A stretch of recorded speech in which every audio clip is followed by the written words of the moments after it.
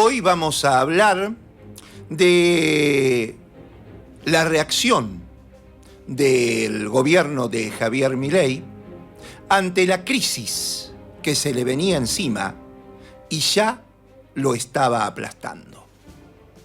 La reacción es ir y entregarnos a los Estados Unidos. Parece que desde allí va a venir plata y Toto Caputo ya les aseguró a sus amigos: vamos a vender todos los dólares que tengamos.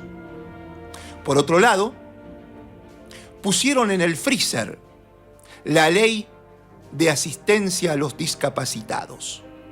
No hay plata, dicen, pero sí hay plata para abstenerse de cobrar retenciones al campo. Claro, los del campo tampoco están contentos, porque retenciones cero tiene fecha límite, solo un mes.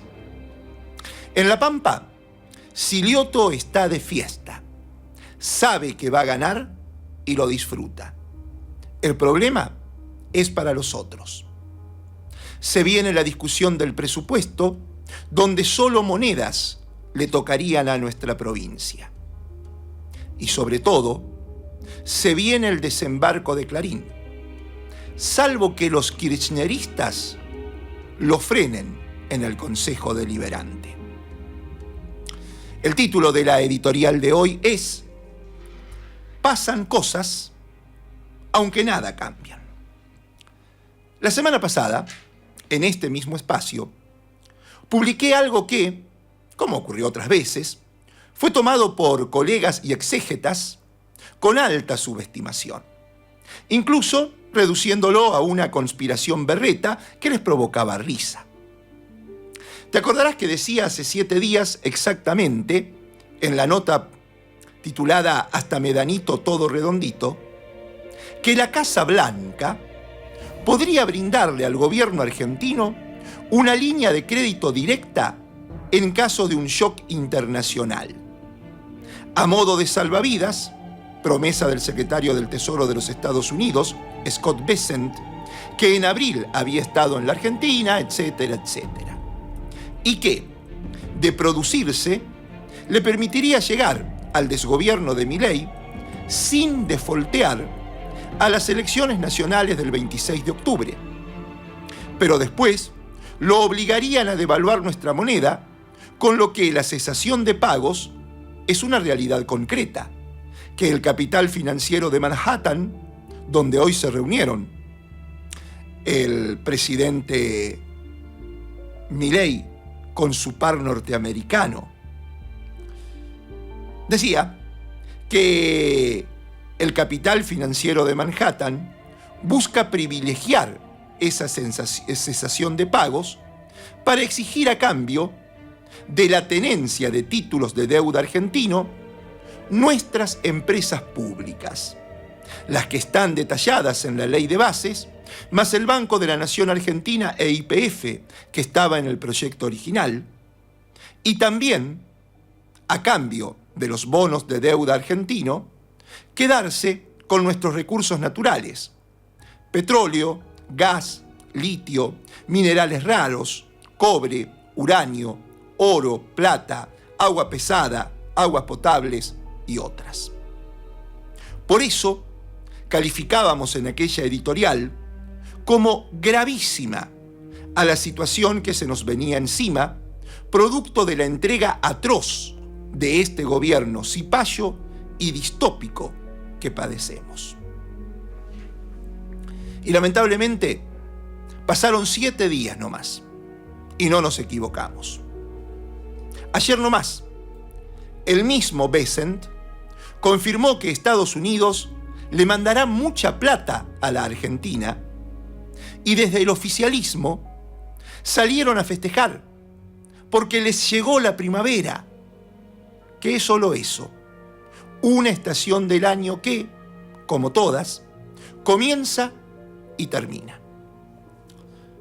Hasta este fin de semana, el gobierno de Javier Milei no dejaba de acumular en su haber factores de crisis en todos los sectores y por donde se lo mirara. En el plano electoral venía de sufrir una derrota escandalosa en territorio bonaerense, que no fue la única derrota en esos términos electorales de aquella semana. El domingo anterior, el voto de los correntinos ubicó a La Libertad Avanza en cuarto lugar. Situación que cristalizaba la debilidad del gobierno, que se posicionaba como el único responsable de los fracasos del modelo económico, ejecutado a base de ajuste para las mayorías populares, y político, por verse inmerso estructuralmente en un sistema de corrupción, rodeado de energúmenos que han llegado para asaltar el poder institucional.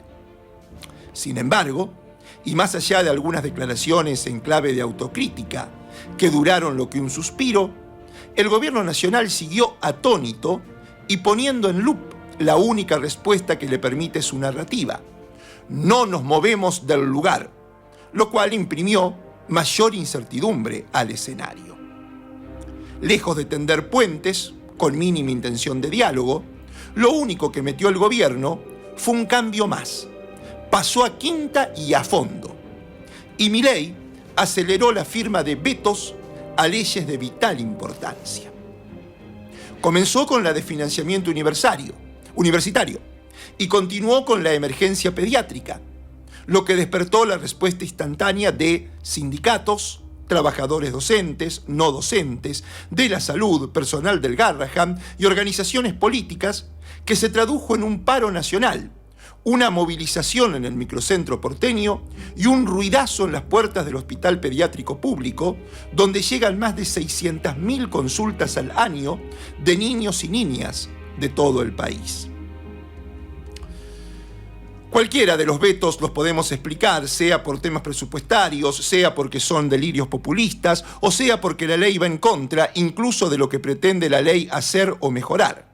Entonces nosotros no vamos a entrar en el juego populista. No vamos a dejar que el Congreso haga desastre en pos de tener un voto más en la elección. Le explicaba el bobocero Manuel Adorni a Antonio Laje en una entrevista televisiva en la que además anticipó el veto a la ley impulsada por los gobernadores que buscaba quitar la discrecionalidad para el reparto de los aportes del Tesoro Nacional conocidos como ATN. Y eso hizo el neurodivergente que nos preside. Casi como una burla, un rato después de haber sentado en una mesa federal, que se pretendía flamante pero no tiene nada de nuevo, a los únicos gobernadores aliados que habían llegado para reforzar el pedido de evitar el veto: Rogelio Frigerio, de Entre Ríos, Alfredo Cornejo, de Mendoza, y el chaqueño Leandro Esdero. Los tres alfiles que se han teñido de violeta de cara a las elecciones nacionales de octubre. Y a eso le siguió lo que naturalmente iba a ocurrir. La oposición le clavó una sesión en la Cámara Baja el miércoles pasado y los abultados números que marcan la derrota legislativa en los vetos presidenciales al financiamiento de emergencia en pediatría y universidades marcan que el poder político que le aseguró los votos para sancionar en su momento la Ley Bases y el RIGI comenzó a desconocer su reciente adhesión, fingir demencia y causarle derrotas a un experimento político al que se ofrecen como reemplazo. Gobernadores que le arrancan transferencias monetarias a cambio de votos que le negaron 24 horas después de asumido el compromiso, evidencian que la interlocución política con aquellos aliados que le facilitaron al poder económico obtener regulaciones que fortalecieron sus prerrogativas han prescindido del experimento Milei como factor político en la construcción de gobernabilidad. El estado de derrota cotidiana del experimento político que encuentra a Milei sentado en el sillón presidencial contiene un contraste notable con la situación política que se pretendía exhibir hace unos meses con la narrativa impuesta por los medios hegemónicos de comunicación, el consenso virtual de las redes sociales y la fábrica de ilusiones de encuestadoras y consultoras. En todo este berenjenal, El que siguió haciendo de las suyas fue el ministro de Economía, Luis Toto Caputo, cuyo único plan es mantener a raya el modelo, hipotecando lo poco que queda de reservas para sostener el dólar a como dé lugar hasta las elecciones del 26 de octubre, que según sus propias declaraciones se sobredimensionan y no permiten sostener gobernabilidad. Y es así que, ante un escenario de corrida sobre el dólar, con las acciones de los bancos derritiéndose, con los bonos derritiéndose, se llegó al techo de la banda.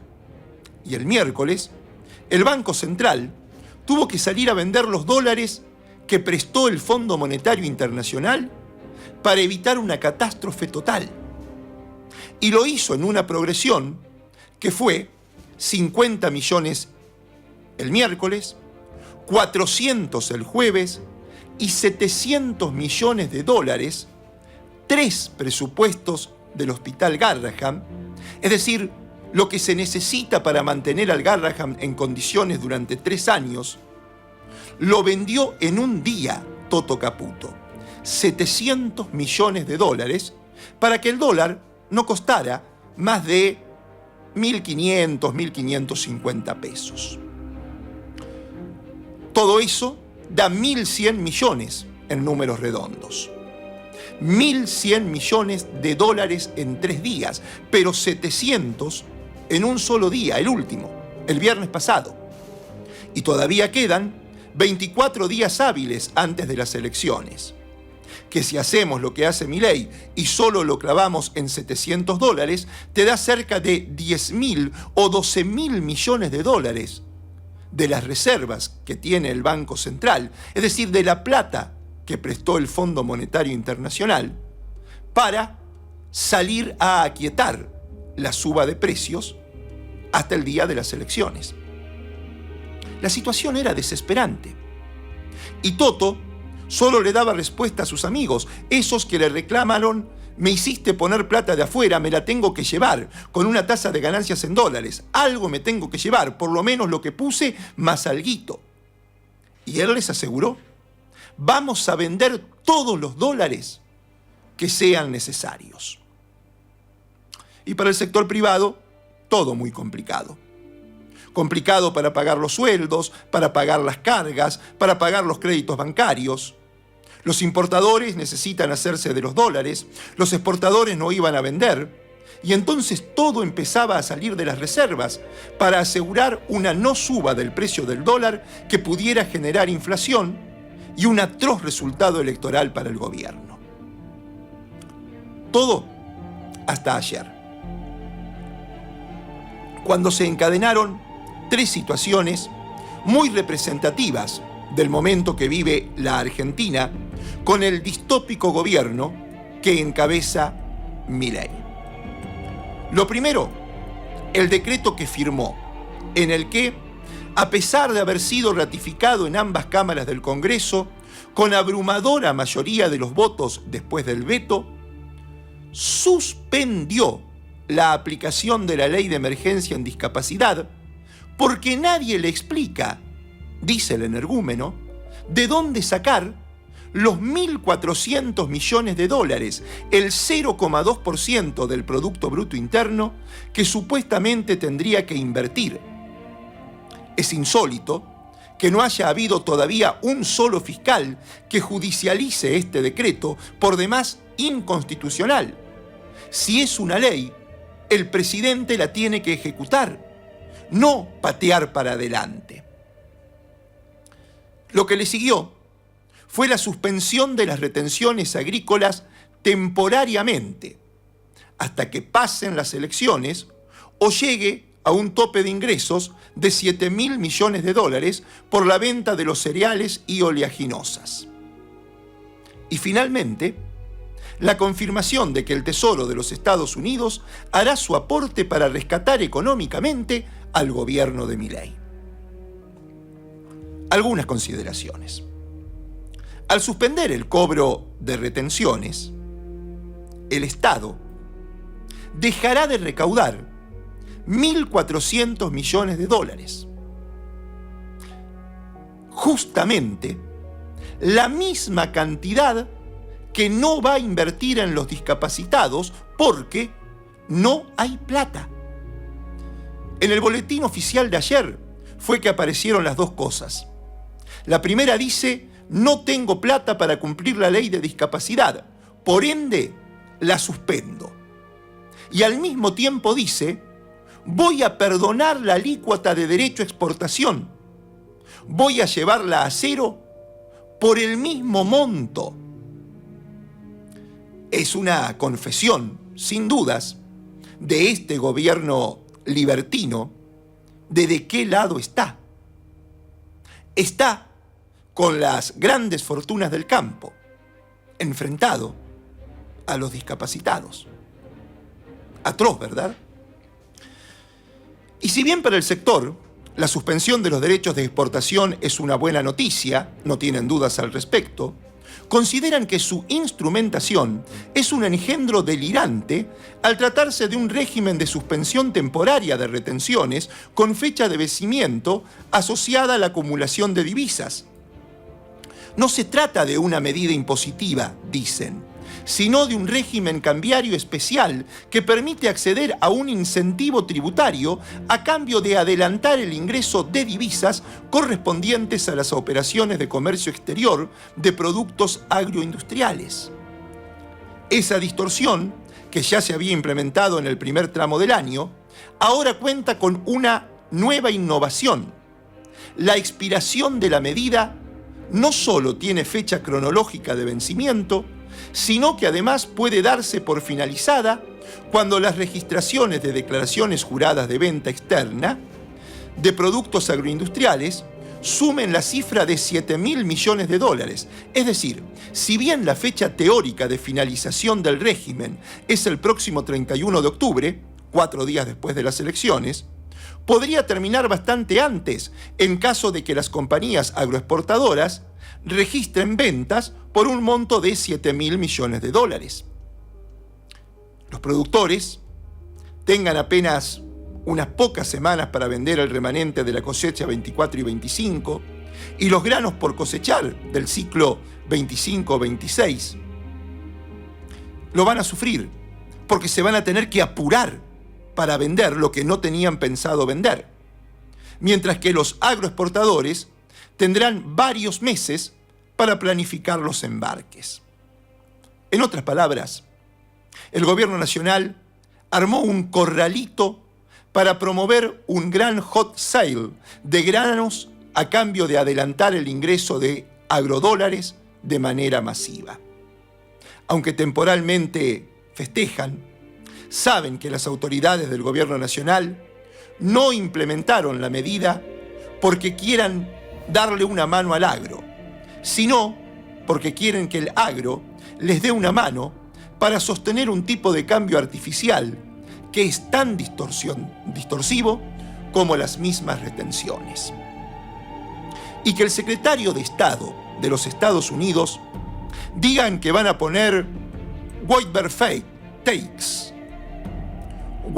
takes, es decir, lo que sea necesario para sostener el gobierno de Milei, seguro que vendrá con un costo que será mucho mayor que al que nos someten el FMI y cualquier organismo de crédito. Estados Unidos es un Estado, nada menos que la potencia mundial amenazada por otra potencia, como es China, la que se apiadará de nosotros. Tendremos que estar dispuestos, entonces, a entregarles también lo que sea necesario. Algo inaceptable. Mientras tanto, al que se ve involucrado como nunca en la campaña electoral es al gobernador Sergio Silioto. Después de haberle demostrado al espectro político que él podía, y sobre todo a su propio partido, que no es de sacar los pies del plato, Sergio Silioto plebiscitó su gestión cuando, después de las elecciones primarias del año 2023, puso toda la carne en el asador para darle una victoria al candidato peronista, Sergio Massa, en las elecciones generales. Después sobrevino el fenómeno Milei en la segunda vuelta, pero él ya había hecho lo suyo. Y si bien aquello ya lo rehabilitaba, lo acontecido en el balotaje y que terminara el neurodivergente electo presidente, lo empañaba. Estoy hablando de los magros resultados de los que se tuvo que hacer responsable en el 2021, cuando el peronismo perdió 2 legisladores nacionales, y en las elecciones de mayo del 2023, donde justamente fue reelecto, pero con poco más de 5 puntos de diferencia. Precisamente, el margen tan ajustado le permitió al intendente de Santa Rosa, Luciano Di Napoli, irse largamente de vacaciones a Europa, considerando que ya había aportado lo suyo, ganando en la capital, para asegurarle la continuidad al gobernador. Y sobre todo, a Carlos Berna, artífice de la victoria en Pico, para decir que otra vez volvió a ser la capital del peronismo, haciendo posible que no se perdiera la gobernación. O sea, el ruso había sido reelegido, pero tuvo que contar con otros apoyos decisivos para sostenerse. De allí que quiera aprovecharse de este momento. Ha sido titánica su lucha para surfear la mala intención de Milei en su gestión para con la provincia y ha sabido dar respuesta a un momento angustioso sin dobleces, los que hubieran significado el abandono de esa postura única entre los gobernadores. Solo Kicillof estuvo más o menos a su altura, de mantener las banderas peronistas sin claudicaciones frente al energúmeno presidente. Mantener la provincia ordenada y el haber estado en la vereda del sol antimileísta, hoy garpa, y el ruso lo disfruta. Antes, en la previa de los comicios, se lo escuchaba decir que la prioridad es la gestión y quedaba claro. Hoy se lo ve en cuanto spot multimedial el PJ publica, participa de cuanto acto se programe y manda responder cuanta insolvencia observa en su principal adversario. No le quiere dejar pasar una a rabiar. Y desde la gestión, claro que también aporta. Exceptuó el pago de cuotas del IPAB a jubilados de ANSES que perciben la mínima e incluyó pensionados provinciales. Dispuso el otorgamiento de 10 millones de pesos para 25 municipios y comisiones de fomento. Firmó convenios con 7 jefes comunales para optimizar los desagües pluviales. Firmó un convenio con CREA para la innovación agropecuaria e inauguró la torre de conectividad en el Parque Luro. Todo en la última semana. Todo apunta a que la victoria de Defendemos la Pampa será toda de él, y la expectativa es que largamente el peronismo recupere al diputado que había resignado 4 años atrás, e incluso los más optimistas exageran. Guarda, no sea cosa que doblemos al segundo y el CEFE también recale en el Congreso, dicen. Lo cierto es que todos sienten, dentro del peronismo, que no queda otra que encolumnarse detrás del gobernador. Prueba de eso ha sido la sobreactuada, haciendo remarcar por sus partisobres que está en campaña, presencia del intendente Di Napoli, y también la instrucción que se le dio a la intendenta Fernanda Alonso de que acompañe. Dicen que 2 mujeres de peso dentro del bernismo habrían instado a la intendenta a que se hiciera presente en el encuentro de mujeres que hubo en Santa Rosa, cuando previamente no había estado en el acto que Silioto presidió en la unidad básica de Pico. Es tan evidente que Silioto será el dueño de la victoria, que se escuchan voces desde otros sectores en el peronismo que se preguntan ¿cuál será el nivel de coparticipación del triunfo que aplicará el Gober? Parece que eso es lo que los inquieta. Pero claro, ahora se viene una semana donde van a pasar otras cosas. Por ejemplo, en el Congreso de la Nación se va a empezar a discutir el presupuesto 2026. Y allí, La Pampa está muy desconsiderada, como siempre, en la distópica gestión de Milei. Le reconocen muy pocos derechos, le presupuestan la construcción del acueducto de Santa Rosa a Pico, pero en un 5% de su valor real.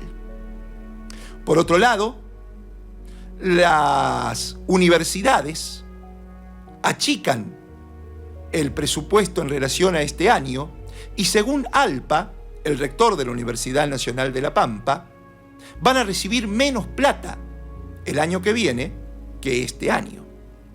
Por otro lado, la reparación de las rutas nacionales contempla que no vendrá para La Pampa un solo peso y además planifican la quita al subsidio al gas para aquellas localidades que están al sur y que lo merecen. Todo mal en el presupuesto del año que viene para la provincia de La Pampa. Mucho habrá que discutir e influir políticamente en la discusión que se empiece a dar mañana en el Congreso de la Nación. Y finalmente hablamos de algo que tiene en vilo a la ciudad de Santa Rosa en cuanto a las definiciones que tiene que tomar el intendente. Definiciones que ya él se ve excedido de tomarlas, pero el Consejo Deliberante tiene que legislar. Por un lado, lo de la regulación de los Uber. Los taxistas piden que se les pida lo mínimo a los autos que presten el servicio de traslado de pasajeros para poder estar en la calle, como se le piden a los taxistas y a los remiseros. No puede ser, dicen, que se caiga tanto el servicio que nos contratan en horas de la tarde en relación al que les demandan en horas de la mañana. ¿Por qué? Porque cualquier empleado público que cumple su horario acude a la aplicación Uber y se inscribe para prestar servicios durante 3, 4, 5, 6 horas en la tarde. Y a ese auto no se sabe quién lo controla, si está en condiciones de trasladar a un pasajero. Por eso los taxistas reclaman, porque la ordenanza que estarían por sacar o votar los concejales en el Consejo Deliberante de Santa Rosa no contempla la más mínima regulación para esos autos. Y por supuesto, el tema central es qué va a pasar con lo que se conoce como el desembarco de Clarín. ¿Le va a otorgar finalmente el Consejo Deliberante el derecho a extender las redes de fibra óptica a la empresa que representa a Clarín? El intendente tuvo la oportunidad de rechazar ese pedido in limine. No lo hizo. Y ya envió el mismo al Consejo Deliberante. Allí hay concejales kirchneristas. Hablo de Francisco Bompadre. Hablo de la jugadora de ajedrez que destaca y que es hija de un excombatiente de Malvinas, Rocío Holguín. También hablo de Alfajeme, que es un concejal que representa a la izquierda. ¿Ellos levantarán la mano para apoyar el desembarco de Clarín? Uno presume que no. Si tampoco lo hacen los radicales, no se va a llegar a la mayoría simple que se necesita para que Clarín desembarque. Ahora, ¿todos estarán dispuestos a acompañar? ¿O habrá algún o alguna díscola que, con la independencia de votar lo que quieran que les otorgue el intendente, se animen a dar un paso el falso y consagrar ese derecho al multimedios gorilogopolio Clarín, que se frota las manos Incluso dicen que haciéndole una oferta al diario La Arena, Clarín estaría dispuesto a comprar La Arena para que no le dé batalla. Los Santesteban, ¿qué harán? Muchas preguntas que se van sumando ante un caso que sin dudas va a traer cola. El título de la editorial de hoy: Pasan cosas, aunque nada cambian. Mi nombre, Javier Alejandro Urban.